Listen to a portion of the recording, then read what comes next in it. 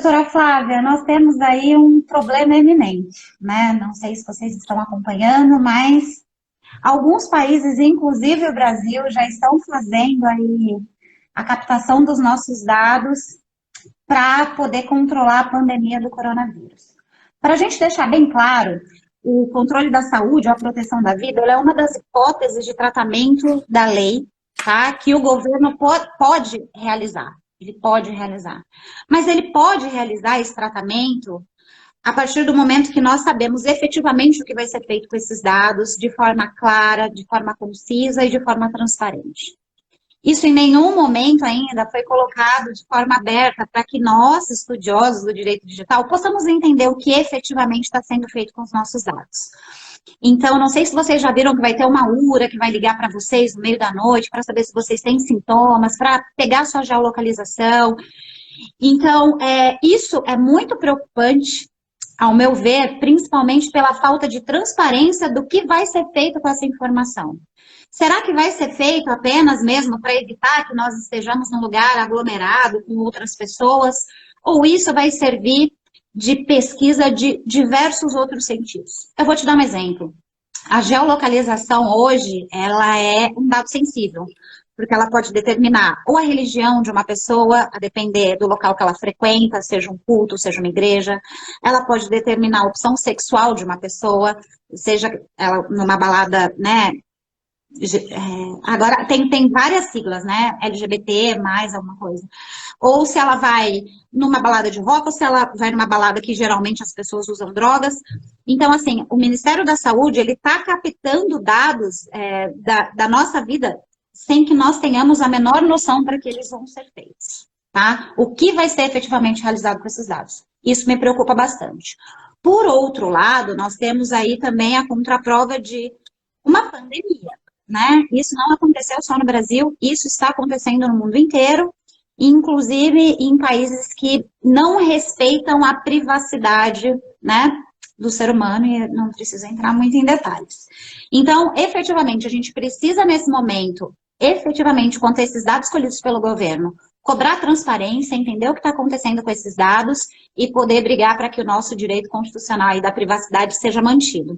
Também é bacana a gente lembrar que tem uma proposta de emenda constitucional de 2019, não me recordo o número agora de cabeça, mas que visa incluir as proteções de dados pessoais no artigo 5º da Constituição. Então, mais do que nunca, nós temos aí, como cidadão, né, o direito de saber efetivamente o que o Ministério da Saúde vai fazer com esses nossos dados. Por outro lado, temos que pensar nas clínicas, laboratórios médicos, enfim, nas clínicas médicas que estão tendo acesso a milhões de informações de milhões de pessoas fazendo exame para a Covid-19, por exemplo. Eles têm que se preocupar 3 vezes mais com a segurança dos dados deles, né? Até porque a gente não sabe como isso está sendo remetido para o governo, se está sendo feito direto no site governamental, se existe ali um outro caminho para esse dado ser compartilhado. Mas é importantíssimo essas empresas de saúde se atentarem à sensibilidade dos dados que elas estão tratando. Tá? Doutora, eu acho que está na hora do senhor falar um pouquinho aí sobre o que aconteceu na esfera trabalhista de ontem para hoje. Estávamos conversando ontem à noite. Uma introdução, porque a MP 936, a última, tá, pessoal? Porque teve a 927, o que ela falou, né? Em que alguns casos, tá lá no meu vídeo, eu coloquei isso, vai ter que ter negociação coletiva, outros não. Então, vamos lá. O que ela fala? Faixa de 3 salários mínimos, ou seja, R$ 3.135, até o valor de 2 tetos do INSS, R$ 12.202,12, o acordo tem que ser coletivo, tá? Porém, os menores, que eu acabei esquecendo, do salário mínimo até 3 salários, 335, a negociação pode ser individual, aí que é o X da questão, ou coletiva. O que pode ser aí? A pessoa que tem curso superior. E quem recebe acima de R$ 12.202,12 já pode ser individual, que a reforma a última reforma trabalhista já colocou isso na CLT, ok? Então, o que que acontece? Teve uma ação, uma ação de declaração de inconstitucionalidade apresentada pelo Partido Rede. Só lembrando aqui, pessoal, eu não critico nem aplaudo quando eu cito um partido político. É que eu tenho que citar quem entrou, né? E o que que acontece? O relator, que vai levar isso a plenário, mas que acabou decidindo, foi o ministro Lewandowski. Eu até vi aqui, a Marcela me avisou ontem à noite, aí eu fui dar uma olhadinha no Migalhas, aí eu falei, deixa eu olhar, né, porque como é que está o voto, não que eu não confie no jornalista do Migalhas, pelo amor de Deus, mas ele é um ser humano, como todos nós, de repente um assunto que eu acho importante, que está ali no acórdão, ele não colocou, mas parabéns a ele, que ele colocou, né, os dois pontos importantes. O que foi falado lá no acórdão? Eu estou com ele aqui. Eu vou lá para o ponto final. Quem quiser, ele está no Migalhas, tá? Ele coloca o acórdão. Isto posto, com fundamento nas razões acima expendidas, ou seja, isso é para nós aqui, que gostamos de ler muito, né? Eu não vou ler aqui para vocês, seria um absurdo. Ele vai dar interpretação ao parágrafo 4º, artigo 11, da MP 936, e vai decidir o quê? Que os acordos individuais de redução de jornada e de salário ou de suspensão temporária de contrato de trabalho, prestar bem atenção agora, deverão ser comunicados pelos empregadores ao respectivo sindicato laboral, sindicato dos empregados, tá? O que muda aqui? Que a MP falava para comunicar ao governo, porque aí o governo ia pegar os seus dados e abrir a sua continha na Caixa Econômica Federal, ia depositar lá o valor de 25% do seguro-desemprego, 50% ou 70%, conforme você combinou, acordou com a empresa. Agora não. Você tem que comunicar o sindicato e o governo, ok? Você é empresa ou empregador doméstico, que tem doméstica, algum trabalhador doméstico, no prazo de até 10 dias corridos. Tá? Então, você fechou o acordo hoje, já tem que mandar em 10 dias. Vem uma pergunta aí. Poxa, a minha empresa já fez.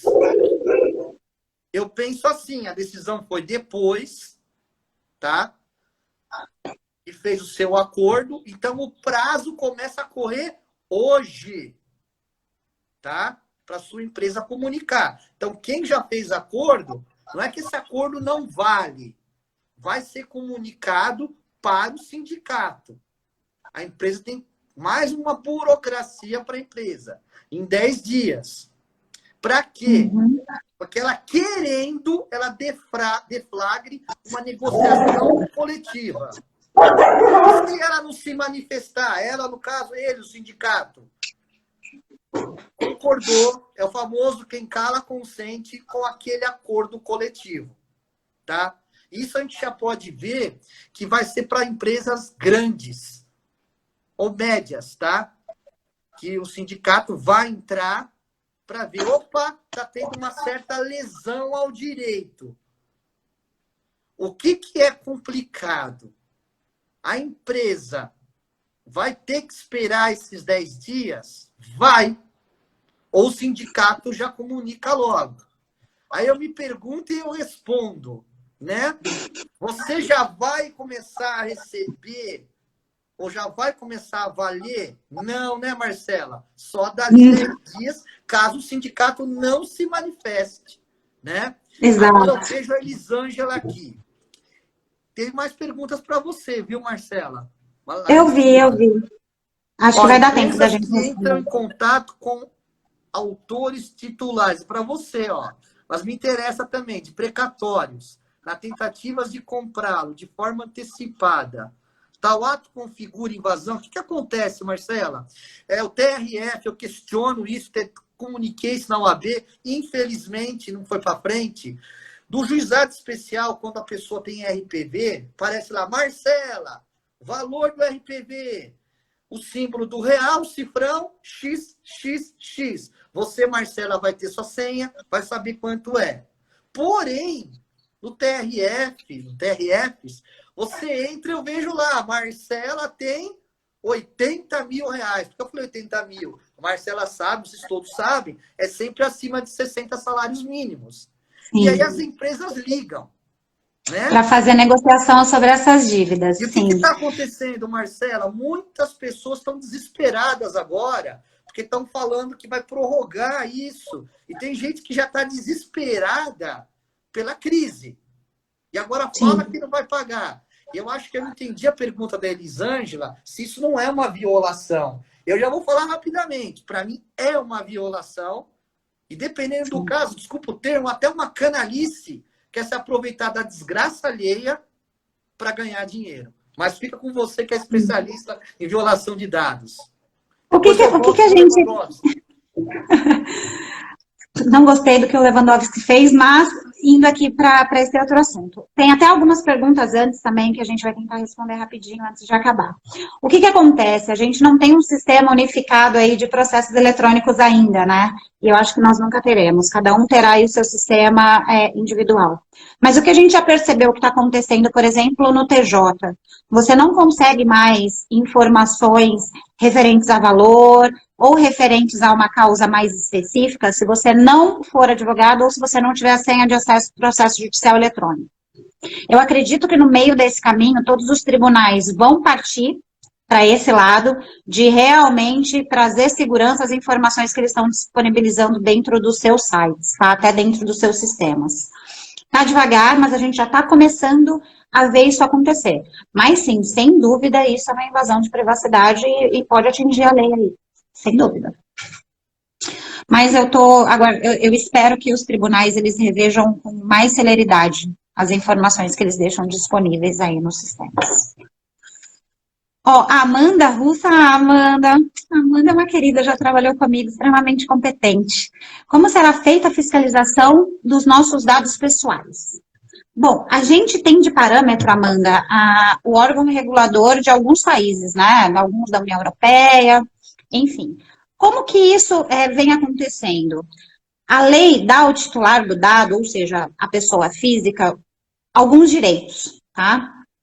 Que você pode pedir a exclusão, a portabilidade, a modificação, a alteração dos seus dados em qualquer companhia. A partir do momento que você solicitar a exclusão ou modificação de algum dado e alguma empresa não te responder ou não acatar o seu pedido, você vai poder fazer uma denúncia para a Autoridade Nacional de Proteção de Dados. E o que a gente tem tido, por exemplos, são empresas que foram denunciadas e foram fiscalizadas pelas autoridades dos seus respectivos países. Então, o que a gente acredita é que, num primeiro momento, eles vão, sim, mirar nos grandes players do mercado, tá? Porque eles têm realmente uma base de dados muito grande, mas após isso, eu acredito que vai ser principalmente com denúncia. É importante a gente deixar claro também que o PROCON de São Paulo lançou uma ferramenta para denúncia de base de dados usada sem o legítimo interesse da parte. Então, já é mais uma ferramenta para usar de denúncia e para que as empresas efetivamente sejam fiscalizadas, até mesmo antes da vigência total da lei, tá bom? Aí a gente tem aqui a Elisângela. De que maneira podemos acionar o judiciário quando claramente os dados pessoais foram invadidos por empresas que tentam vender os seus produtos e serviços? Bom, Elisângela, quando eu vou dar palestra para advogado, e isso acontece bastante aqui no interior, eu falo que o que a gente precisa alertar os nossos clientes é efetivamente o risco de judicialização extrema desse caso. A gente já tem alguns exemplos aqui do IDEC, da Via 4, de algumas associações comerciais que foram multadas aí pelo Ministério Público Federal, principalmente, por estar utilizando aí uma base de dados de forma indevida, né? Então, a judicialização, sim, ela vai ocorrer. Óbvio que você vai ter que seguir algumas especificações da lei, como, por exemplo, primeiro, solicitar um dos direitos que você vai ter como titular de dados, e na ausência de resposta ou na ausência de comprovação dessa empresa, se esse dado seu foi excluído ou não, se ele pode ser excluído ou não, é só levar ao judiciário e requerer o que você acha que é devido. Já foram Deu para entender? Você acha que ficou claro? Para mim ficou. Tá. Quais provas fazer para comprovar a invasão de dados pessoais por essas empresas? Vamos Sempre a lá. prova O mais que a gente difícil.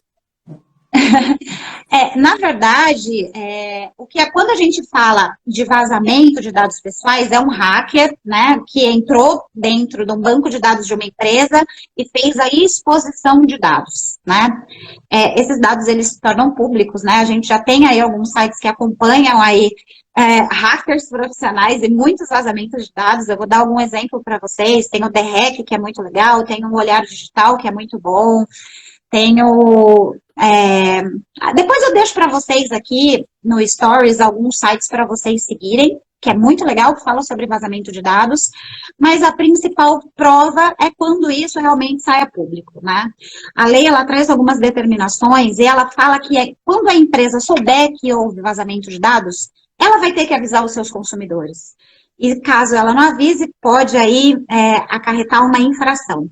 Então, é muito importante a gente entender que vazamento de dados no ambiente digital basicamente é ligado a hacker, é ligado por um phishing, por exemplo, por um malware colocado na máquina de algum colaborador que acessou algum arquivo que não deveria, ou até mesmo por uma falta de estrutura de segurança da informação dentro de alguma empresa.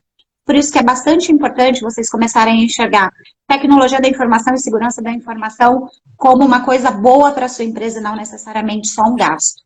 E também lembrar que o vazamento de dados pode ser feito com dados físicos.